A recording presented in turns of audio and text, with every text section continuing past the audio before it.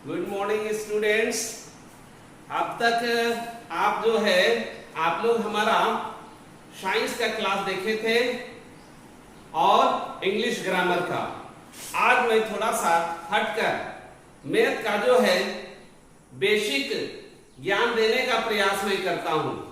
आज मैथ का बेसिक, उसमें से ज्योमेट्री में हम लोग चलते हैं ट्रायंगल। ट्रायंगल इसलिए क्योंकि स्टूडेंट्स, ट्रायंगल एक ऐसा पार्ट है मैथमेटिक्स का जो आपको लोअर क्लास से लेकर हायर क्लास तक विद इन कंपटीशन वगैरह में भी यानी ट्रायंगल अभी कभी आपको छोड़ेगा नहीं। तो ये बेस है, इसलिए आज हम लोग ट्रायंगल पढ़ेंगे, चाहे वह 6 का हो, 7 का हो, 8 का हो, 9 का हो, 10 का हो। अभी जैसे हमारे दिमाग पे आया था कि मैं 10 का क्लास लूं, मैंने वहां देखा पहला ही चैप्टर ट्रायंगल का था। तो मुझे पता है बहुत सारे ऐसे स्टूडेंट हैं जिनको ट्रायंगल का बेसिक पता नहीं है। तो स्टूडेंट्स, आज हम लोग ट्रायंगल देखते हैं कैसा होता है, क्या होता है। लेकिन इससे भी थोड़ा सा हम लोग पीछे जाते हैं। यदि ज्योमेट्री यानी ज्योमेट्री पढ़ रहे हैं तो हम लोग चलते हैं पॉइंट से। पॉइंट आप समझते हैं, पॉइंट ब्लैक बोर्ड पे एक बिंदु, हालांकि इसका कोई डिफिनेशन नहीं है। पॉइंट का कोई डिफिनेशन नहीं है, परिभाषा नहीं किया जा सकता। हाँ, लेकिन फिर भी इसको इंडिकेट करने के लिए तो स्पष्ट करना होगा। तो हम कह सकते हैं, यदि हम पेंसिल की नोक को किसी तल पर रखते हैं तो जो आकृति बनता है उसी को स्टूडेंट्स हम लोग बिंदु कहेंगे। अब उसके बाद आता है लाइन, जिसको हिंदी में रेखा कहते हैं। लाइन क्या है? ये ग्रुप ऑफ पॉइंट या बिंदुओं के समूह, लेकिन कैसा समूह? इस तरह से अरेंज हो, यानी 2 और मोर पॉइंट को मिलाकर लाइन बनता है। स्टूडेंट्स, ये तो लाइन हुआ, लेकिन क्या है कि यदि ये अनलिमिट तक जाता है तो इसको भी लाइन ही कहते हैं। अब क्या है, हिंदी में इसको रेखाखंड और इसको रेखा कहते हैं। थोड़ा सा ध्यान रखेंगे, रेखाखंड का मतलब क्या? 2 एंड पॉइंट हो, अंत बिंदु हो, और रेखा में क्या होता है? वो अनलिमिट दोनों साइड अनलिमिट दूरी तक जाता है। तो ये हो गया रेखा या लाइन। इसके बाद स्टूडेंट्स, यदि एक पॉइंट फिक्स हो और दूसरा पॉइंट अनलिमिट हो, एक पॉइंट फिक्स हो और दूसरा अनलिमिट हो, तो इसको रे कहते हैं, हिंदी में किरण कहते हैं। स्टूडेंट्स, ये आपने समझा, पॉइंट समझा, यानी बिंदु, रेखाखंड समझा और रेखा समझा, किरण समझा। ये सब बातों को आप लोगों ने जाना।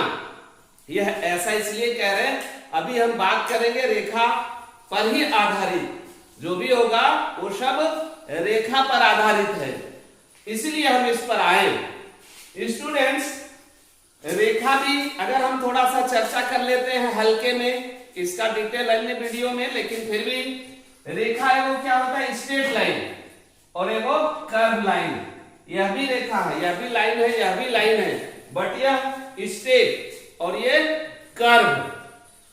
और उसके बाद ये सिंगल लाइन का बाद, यदि मोर देन 1 तो ये लाइन है इस टाइप का, तो ये हो गया पैरेलल लाइन। क्यों पैरेलल लाइन? क्योंकि डिस्टेंस बिटवीन दोनों का हमेशा इक्वल रहेगा। इसको अनलिमिट दूरी तक ले जाइए, इसको भी अनलिमिट दूरी तक ले जाइए, यदि बीच का डिस्टेंस इक्वल है, बराबर है, तो ये आपस में कहीं नहीं मिलेगा सीधा चलते रहने पर। तो ये पैरेलल लाइन हो गया। और लाइन कैसे होगा? ऐसे। तो ये लाइन को यदि एक साइड बढ़ाएंगे तो क्या करेगा? इंटरसेक्ट करेगा इच अदर। ठीक है, तो स्टूडेंट्स, लाइन के बारे में भी हम लोग थोड़ा सा जान लिए। अब हम लोग ट्रायंगल पे आते हैं। ये ट्रायंगल है क्या। सबसे पहले ट्रायंगल की मैं बात करूंगा। ट्रायंगल मेनली जो होता है ये पैक है, क्लोज फिगर है। यह जो है क्लोज फिगर है। तो कैसा क्लोज फिगर, जैसे यह भी क्लोज है, ठीक है, लेकिन ये ट्रायंगल नहीं है। ट्रायंगल के लिए आप कह सकते हैं ऐसा प्लेन, समतल। ये ट्रायंगल जो होता है प्लेन फिगर होता है। और क्या होता है, पैक्ड बाय या close by 3 side, packed by 3 side. Student देखिए, ट्रायंगल हम लोग चर्चा कर रहे थे ना, तो ट्रायंगल में हमने कहा था कि यह 3 साइड से घिरा हुआ हो, पैक हो, कहीं पर ओपन नहीं है। तो आप देखिए इसमें ओपन है, नहीं है। देखिए अगर केवल हम कहेंगे 3 साइड की बात करेंगे या 3 लाइन की बात करेंगे, तो मान लीजिए ये लाइन, एक लाइन यहां लेते हैं, एक लाइन यहां लेते हैं और एक इसको यहीं तक। यहां 3 लाइन तो है, लाइन तो 3 है, बट क्लोज नहीं है। तो स्टूडेंट्स ट्रायंगल किसको कहेंगे, प्लेन फिगर। पहला बात प्लेन कहे तो जैसे देखिए एक सर्कल लेते हैं, सर्कल, तो क्या होगा प्लेन फिगर। बट वही एक बॉल लेते हैं, गेंद लेते हैं, तो प्लेन फिगर नहीं है। तो ट्रायंगल क्या है, एक प्लेन फिगर है, क्लोज बाय 3 साइड। ये हो गया ट्रायंगल यानी त्रिभुज। 3 भुजाओं से घिरा हुआ क्षेत्र को त्रिभुज कहते हैं। तो स्टूडेंट्स अब हम लोग त्रिभुज के प्रकार जानेंगे, त्रिभुज के कितने प्रकार होते हैं। तो यदि हम त्रिभुज के प्रकार को 2 पार्ट में बांटकर पढ़ें तो ज्यादा बेहतर होगा, और यदि एक साथ बात करें तो 6 भाग होगा। 6 प्रकार के त्रिभुज होंगे। पहला 3 जो होगा एंगल के अकॉर्डिंग, और दूसरा क्या होगा साइड के अकॉर्डिंग। तो 3-3 करके 6 हो गया ना। तो मैं इसके बारे में थोड़ी सी चर्चा करना चाहूंगा, तब जाकर त्रिभुज आपको समझ में आएगा। स्टूडेंट्स लोअर क्लास में जो है आपको डिफिनेशन सहित, तो यदि लोअर क्लास का स्टूडेंट्स हमारे वीडियो को देख रहे हैं तो वीडियो को रिपीट करके देख लेंगे, आपको समझ में आएगा। तो पहला है राइट एंगल। राइट एंगल नाम से क्लियर नहीं होता, राइट एंगल 90 डिग्री का होगा। राइट एंगल मतलब एक तो एंगल 90 डिग्री का होगा। कैसा, ऐसा। देखिए ये एक तो रेक्टेंगल है, तो इस प्रकार के ट्रायंगल को क्या कहेंगे, रेक्टेंगल ट्रायंगल। ये हो गया रेक्टेंगल ट्रायंगल। दूसरा है एक्यूट एंगल ट्रायंगल। एक्यूट का मतलब क्या होता है, ऐसा एंगल लेस देन 90 डिग्री। यहां पर एक एंगल जो होगा 90 डिग्री का, और इसमें सभी एंगल, जितने भी एंगल्स हैं सभी लेस देन 90 डिग्री। न्यून कोण हिंदी में कहते हैं ऐसा ट्रायंगल जिसका सभी जो है 90 से कम हो।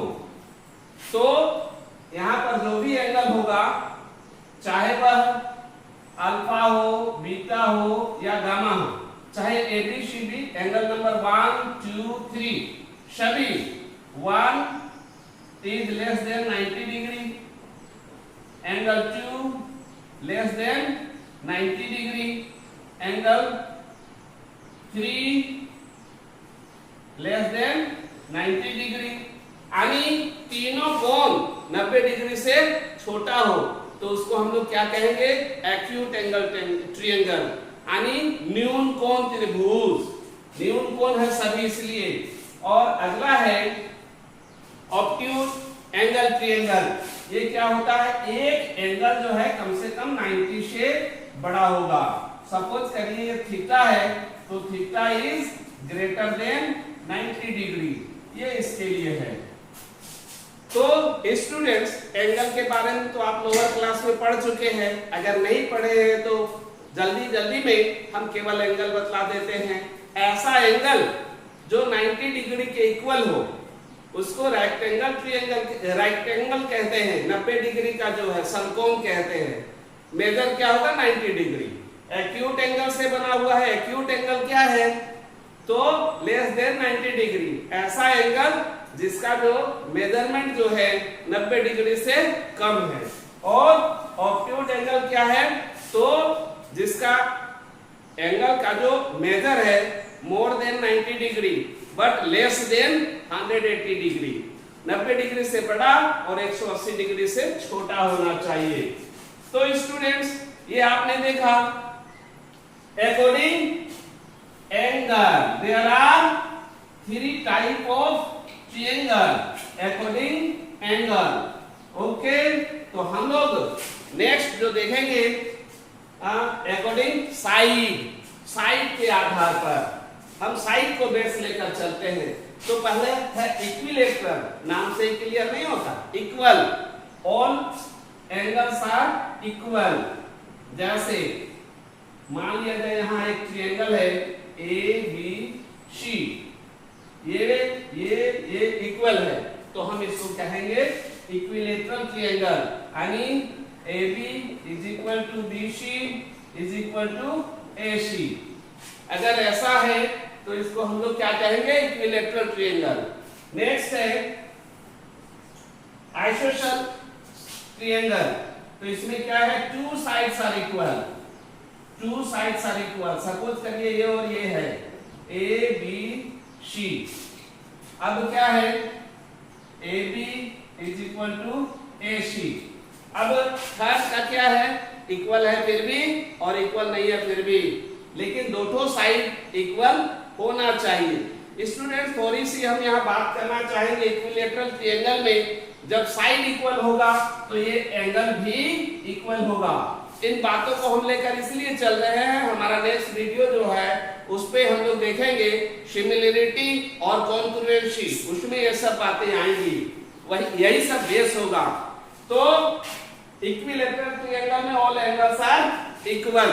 अगर इसमें साइड ही नहीं, angle A is equal to angle B is equal to angle C भी होगा। और इसमें जो साइड इक्वल है उसके ठीक अपोजिट वाला एंगल, जैसे यहाँ angle B is equal to angle C। A के बारे में हम इसलिए नहीं कर रहे हैं क्योंकि ये किसी के बराबर है या नहीं है। तो स्टूडेंट्स यह आपने जाना। अब हम लोग स्क्वायर ट्रायंगल, इसका साइड जो है ना सभी अलग अलग होंगे। एक इतना बड़ा है, देखिए ये अलग है, ये अलग है और ये अलग है। तीनों साइड यदि अलग अलग है तो इसको हम लोग स्क्वायर ट्रायंगल कहेंगे। स्क्वायर ट्रायंगल में एंगल भी इक्वल नहीं होगा स्टूडेंट्स। लेकिन एक चीज याद रखेंगे, चाहे वह रेक्टेंगल ट्रायंगल हो, एक्यूट एंगल ट्रायंगल हो, ऑब्ट्यूट एंगल ट्रायंगल हो, इक्विलेटरल ट्रायंगल हो, आइसोसेलेस ट्रायंगल हो या स्क्वायर ट्रायंगल हो, सम ऑफ एंगल्स आर 180 डिग्री। तो स्टूडेंट्स ट्रायंगल आपको समझ में आ गया होगा, ठीक है स्टूडेंट्स। तो हम लोग नेक्स्ट क्लास का इंतजार करेंगे। Okay, thank you.